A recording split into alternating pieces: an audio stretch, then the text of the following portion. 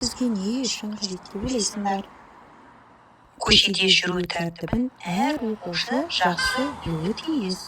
Себебі көшеде жүру тәртібін білген оқушы түрлі апаттардан сақтайды, машиналардың қақтығысынан сақтана алады. Жолда жүру тәртібін не басқарады? Әрине, бағдаршам. Бағдаршамның түстеріне бағынған дұрыс.